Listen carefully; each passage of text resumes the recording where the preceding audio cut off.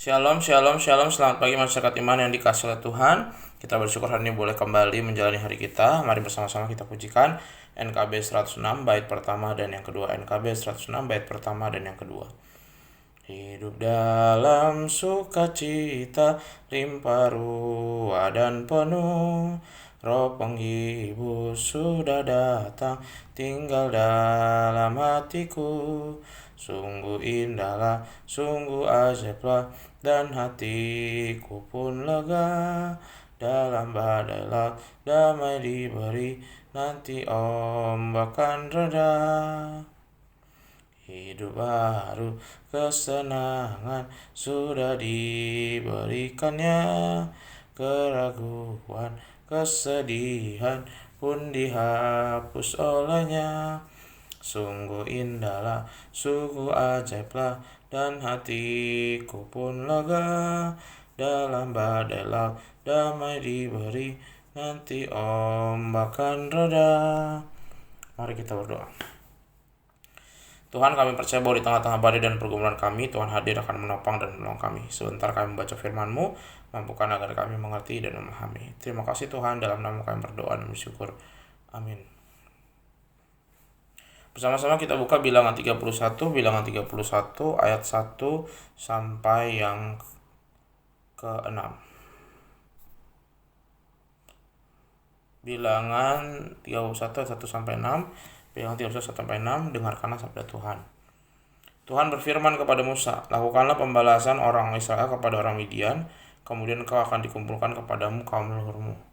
Lalu berkatalah Musa kepada bangsa itu, baiklah sejumlah orang dari antara kamu mempersenjatai diri untuk berperang, supaya mereka melawan Midian untuk menjalankan pembalasan Tuhan terhadap Midian.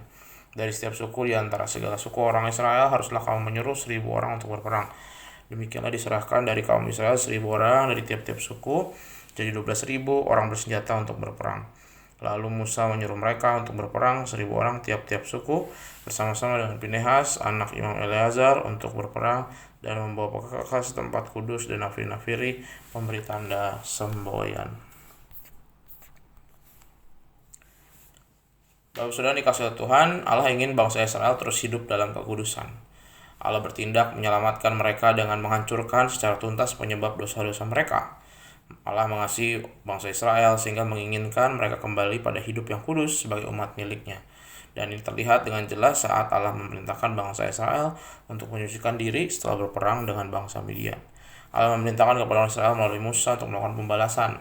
Hal ini menunjukkan cara Allah menjaga umatnya untuk tetap hidup dalam kekudusan. Di satu sisi pembalasan ini merupakan peringatan penting terhadap perbuatan bangsa Israel yang berpaling oleh sebab bujuk rayu bangsa Midian.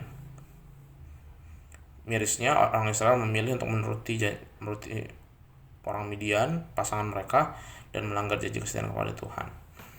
Di sisi lain, pembalasan ini sekaligus menjadi satu peringatan yang ditujukan agar bangsa lain yang melawan Allah juga harus tunduk kepada Allah. Bangsa lain diingatkan bahwa Allah Israel tidak tinggal diam kalau ada yang mencoba macam-macam dengannya.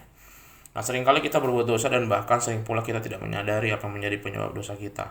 Kita seakan membiarkan diri kita terhanyut di dalamnya dan terbawa makin jauh dari Tuhan. Firman Tuhan hari ini mengingatkan kita bahwa Allah tidak akan membiarkan kita jatuh dan terus terjerumus dalam dosa. Allah akan bertindak.